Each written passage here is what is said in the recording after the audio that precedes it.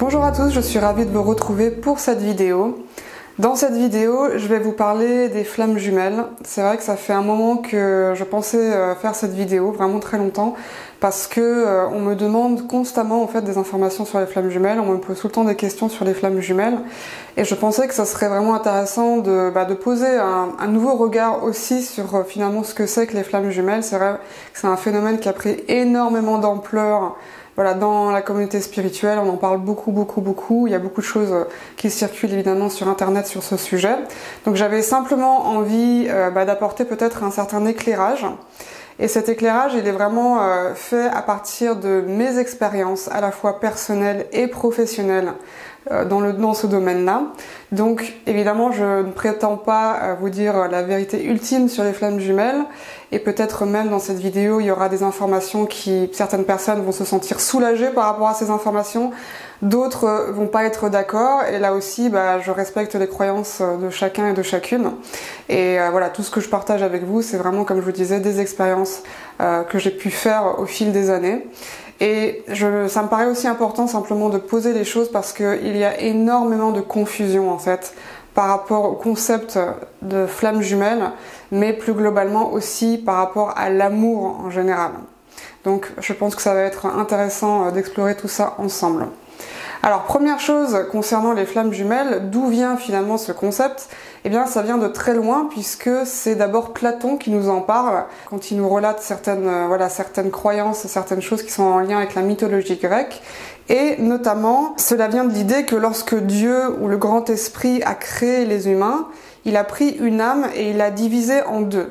Donc quand on regarde à travers ce que Platon nous dit, une entre guillemets flamme jumelle est essentiellement, c'est comme un jumeau spirituel ou une moitié spirituelle, comme un miroir en fait. Donc c'est le yin de notre yang et le yang de notre yin. Donc souvent ça va être des personnes qui ont une personnalité similaire et qui vont peut-être aussi avoir une apparence similaire. Mais les dieux, selon Platon, ils avaient peur de l'immense pouvoir des humains et ils voulaient éviter d'être dominés par les humains, mais ils avaient aussi besoin de se nourrir des humains comme source d'énergie. Et c'est pour ça qu'ils ont trouvé cette solution de diviser les humains en deux parties. Donc le yin, le yang, les polarités féminines, les polarités masculines. Mais ça, on le retrouve aussi finalement dans la mythologie hindoue par exemple, puisqu'il y a vraiment cette idée que deux âmes se rencontrent et font ressortir la plénitude de l'autre pour s'unir finalement au grand esprit. Donc cette union, c'est comme un véritable mariage, on pourrait dire, entre âmes sœurs. Et ce terme âme sœur, finalement, il a été réutilisé sous le terme flamme jumelle. Et dans la mythologie hindoue, évidemment, c'est illustré par Shiva et Parvati, donc le dieu et la déesse, qui célèbrent cette union du masculin et du féminin. Finalement, si on regarde à travers toutes les cultures, donc toutes les traditions à travers la planète, on va retrouver cette même idée. Donc de toute façon, ces deux polarités qui s'unissent en un mariage dans cette plénitude, dans cette complétude, et qui finalement nous relie au divin. Et ça, tout simplement, c'est quelque chose qui est complètement universel, puisque c'est en fait l'amour inconditionnel, tout simplement. Donc on voit bien que finalement, à l'ère moderne, notamment à travers le New Age, eh bien, on a repris ce concept et on appelle ça vraiment maintenant les flammes jumelles, où il y a cette idée que finalement, on n'est qu'une moitié d'âme et que quelque part dans le monde, il y a une autre moitié de notre âme qui se balade et que tant qu'on n'aura pas rencontrer cette autre moitié, on n'aura pas ce sentiment de complétude et d'unité, et on nous dit qu'il n'y aurait pas d'amour plus beau et plus divin finalement que cet amour avec notre flamme jumelle.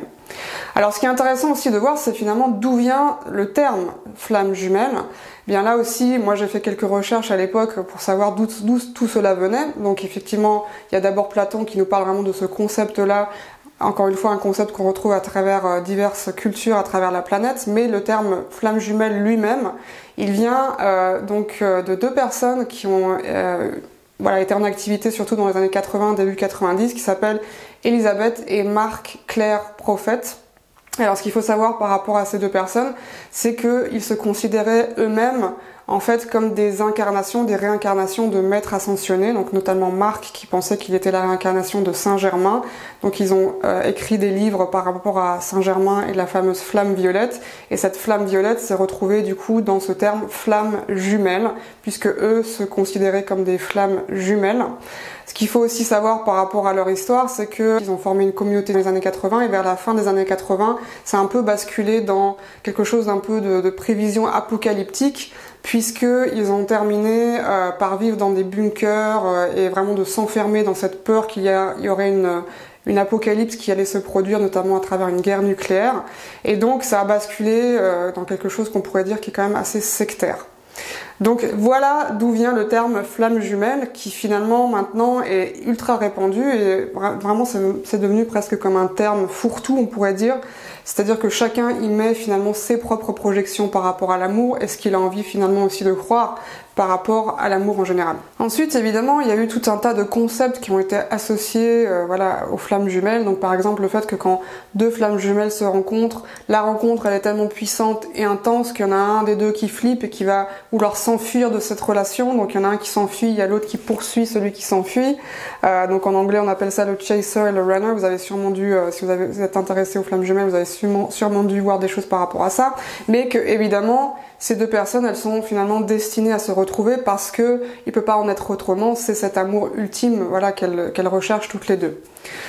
Pour moi, le problème qu'on a aujourd'hui, justement, avec le fait que finalement les flammes jumelles, c'est devenu un terme fourre-tout où chacun projette en fait ses propres croyances et ses propres idées et ses propres expériences par rapport à ce que c'est que l'amour, c'est que la plupart du temps maintenant, ça va devenir une forme de justification pour rester dans des relations qui ne sont pas équilibrées et voire même des relations qui sont toxiques. Parce que fondamentalement, ce qu'on appelle les relations flammes jumelles, ce sont des relations qui sont assez conflictuelles. Donc ce sont des relations où il y a beaucoup de crises, où il y a beaucoup de disputes, où il y a vraiment un miroir très important qui est proposé par rapport aux blessures de chacun. Et donc dans cette rencontre, c'est ce miroir, donc cette attraction, on va dire, qui a lieu en premier, cette attraction presque magnétique, qu'on pourrait dire, très vite, ça va se transformer en quelque chose qui est plus attraction, répulsion, amour, haine, parce que ça fait remonter vraiment très puissamment des blessures enfouies du passé. Donc, pour moi, en fait, les relations flammes jumelles, ce sont en fait, c'est là où il y a la confusion, ce sont en fait des relations karmiques. Et les relations karmiques, c'est exactement ça. C'est-à-dire qu'on va ressentir vraiment au niveau de l'âme qu'il y a une forte attraction, il y a vraiment quelque chose qui nous pousse à être en relation avec cette personne. Mais très vite, on va se rendre compte que cette attraction, elle se traduit aussi par quelque chose qui est très souffrant vis-à-vis de la relation qu'on a avec la personne. Et ça, c'est parce que les relations karmiques, ce sont des contrats d'âme, et les contrats d'âme, ce sont des contrats qui ont une durée limitée. C'est-à-dire que c'est effectivement des relations qui vont nous propulser en fait dans quelque chose qui est très intense, mais qui est court, sur un laps de temps qui est en général assez court. Donc c'est très rare que les relations flammes jumelles, donc je vais continuer à utiliser ce terme flamme jumelle pour ça, que c'est très rare que les flammes jumelles, en fait, elles restent toute une vie ensemble parce que ces contrats d'âme, ils sont faits vraiment pour pouvoir évoluer de manière très rapide. Donc ce qu'on vit dans une relation flamme jumelle, on pourrait pas le vivre avec une autre âme aussi intensément et c'est pour ça que ça nous propulse vraiment dans une période transformationnelle qui est parfois évidemment difficile, mais tout ça c'est pour qu'on puisse évoluer plus vite sur notre chemin. Et le problème c'est qu'il y a des personnes qui confondent ça, qui confondent le fait d'être dans une relation qui les fait évoluer. Et d'ailleurs, très souvent, ce qui se passe dans ce genre de relation, c'est qu'il y a une personne qui veut évoluer et il y a une autre personne qui ne souhaite pas évoluer. Et la personne qui veut évoluer, elle se repose toujours sur cet espoir que l'autre va finir par évoluer à travers cette relation. Mais souvent, ça n'arrive jamais. Et donc le problème, c'est effectivement de coûte que coûte de vouloir rester dans ce genre de relation parce qu'on a la conviction que c'est notre flamme jumelle et qu'il ne peut en être autrement et qu'il n'y a personne d'autre finalement qui nous attend au niveau relationnel, au niveau sentimental. D'ailleurs souvent ce qu'on va retrouver dans les schémas flamme jumelle, c'est des relations où il va y avoir un ego qui va être plus du côté narcissique et un ego qui va être plus dans la dépendance affective. Et donc il y a effectivement toujours cette bataille entre les deux. Et évidemment, ce genre de relation, si vous en avez vécu, vous savez à quel point ça peut être difficile de les traverser et que souvent, on se laisse en fait bercer d'illusions aussi beaucoup dans le fait, comme je le disais, de pouvoir ou de vouloir changer la personne et finalement ça n'arrive pas. Donc il faut vraiment avoir à l'esprit que ce genre de relation, ce sont des contrats à durée limitée, déterminée. Il y a vraiment une durée de contrat déterminée pour ces relations-là. Et encore une fois, c'est pour vraiment nous propulser vers plus d'évolution et plus de transformation intérieure. Et c'est évidemment bénéfique. C'est bénéfique surtout quand on sait à quel moment, c'est terminé en fait. Donc, à partir du moment où on reste dans ce genre de relation, mais qu'on sent qu'au fond de nous, on continue à souffrir et qu'il n'y a rien qui avance comme on voudrait, c'est peut-être un signal d'alarme pour nous dire que cette relation est arrivée à terme. Et c'est là où il y a toute la confusion pour moi aussi maintenant par rapport à ce terme flamme jumelle. C'est-à-dire qu'il y a beaucoup de gens qui n'ont plus évidemment la notion de ce que c'est que vraiment l'amour en fait, l'amour inconditionnel. Une relation où on n'est pas respecté, ça n'est pas de l'amour inconditionnel. Une relation où on souffre constamment, ou ça peut être nous, ça peut être les deux personnes, où on souffre constamment sur la durée, ça n'est pas de l'amour inconditionnel. Une relation où il n'y a pas de confiance et d'équilibre entre les deux personnes, ça n'est pas de l'amour inconditionnel. Donc encore une fois, il faut faire vraiment attention, qu'est-ce qu'on va projeter sur cette relation et qu'est-ce que finalement va nous apporter cette confusion qu'on a entre le terme flamme jumelle et amour véritable ou amour inconditionnel. Ce sont deux choses vraiment différentes. Il se trouve que j'ai aussi pas mal d'expériences au fil des années avec des hommes qui me suivaient sur internet et qui m'envoyaient des messages, parfois des longs messages très explicatifs, qui expliquaient comment j'étais leur flamme jumelle et qu'il fallait absolument qu'on se retrouve, etc., etc. Et la plupart du temps, je leur répondais pas. Et je me faisais quand même insulter, et parfois quand je leur répondais, que je leur disais que ce sont des projections de leur part, mais que ça n'est pas réel, là aussi je me faisais traiter de tous les noms, etc., etc., parce qu'il y avait un tel refus en fait de voir la vérité en face et un tel refus de voir que finalement tout ça c'était le fruit de leur imagination et de ce qu'ils avaient pu entendre aussi par rapport aux flammes jumelles. Donc c'est là aussi où je me suis rendu compte que waouh, il y a vraiment un problème maintenant avec ce terme-là et le fait qu'il y a trop d'informations qui sont balancées comme ça sur internet, où il y a trop de confusion maintenant autour de ce que c'est réellement et qu'il y a vraiment besoin, je pense, de remettre l'église au milieu du village, et c'est pour ça aussi que je pense que je fais cette vidéo aujourd'hui. C'est pour vraiment simplement dire que flamme jumelle, ça, de nouveau, c'est vraiment arrivé, on va dire, dans la communauté spirituelle par le biais du New Age, et ça a semé énormément de confusion par rapport à ce que c'est véritablement l'amour inconditionnel. Et comme je vous disais au début, c'est quelque chose qui est absolument universel, donc forcément tout le monde est en recherche de ça, tout le monde a un appel vers cet amour et de rencontrer une personne qui pourrait vraiment incarner cet amour inconditionnel et qui nous rapprocherait finalement aussi de l'amour divin. Alors il y a à peu près 6 ans de ça, j'avais déjà publié une vidéo sur les relations amoureuses où je mentionnais aussi les flammes jumelles, et il se trouve que mon point de vue a légèrement évolué depuis, tout simplement parce que déjà à l'époque j'étais dans une relation flamme jumelle. Une relation flamme jumelle, comme je vous disais, qui est une relation en fait karmique, et c'est une relation qui a duré quand même 7 ans, donc c'est quand même une relation flamme jumelle assez longue, et j'ai eu vraiment la preuve en fait en vivant cette relation qui m'a fait énormément évoluer. Donc ça m'a vraiment, c'est vraiment venu toucher des choses très profondes en moi. C'était une relation qui était assez, chaotique, avec beaucoup de hauts et de bas, etc. Et j'ai vraiment senti, juste à un moment donné, que c'était le moment en fait de partir et qu'on était arrivé au bout de quelque chose.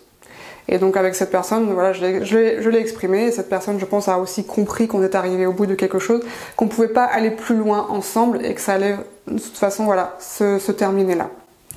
Et depuis, en fait, ce qui s'est passé, c'est qu'évidemment, je n'ai pas perdu la foi en l'amour, au contraire, et que j'ai pu de nouveau évoluer vraiment intérieurement, ce qui ensuite fait que j'ai pu manifester une rencontre où là, vraiment, j'ai rencontré quelqu'un qui, pour moi, incarne l'amour véritable. Et ça n'a rien à voir avec toutes les explications qu'on nous donne par rapport aux relations flammes jumelles. Ça n'a absolument rien à voir, ça n'est pas du tout sur le même plan, et il y a vraiment un autre terme, même si vous allez me dire mais tout ça ce sont que des étiquettes finalement qu'on colle. Oui, ce sont que des étiquettes, mais parfois il faut aussi poser certains mots sur certaines choses, et là pour moi les mots qui sont le plus justes pour vraiment définir ce que c'est cette relation-là, ça serait plus vraiment de l'ordre du partenaire divin. Donc le partenaire divin, c'est une relation qui est équilibrée, c'est une relation qui est profondément reliée au cœur.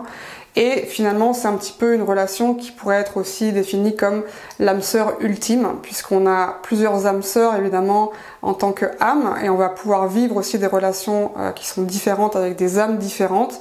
Mais il y a une relation avec une âme en particulier qui pour moi incarne vraiment ce partenaire divin, qu'on retrouve d'ailleurs dans plusieurs incarnations, qui n'est pas forcément une âme qu'on rencontre dans toutes les incarnations, mais qui vraiment apporte cet équilibre et cette harmonie qui est pour moi l'amour inconditionnel.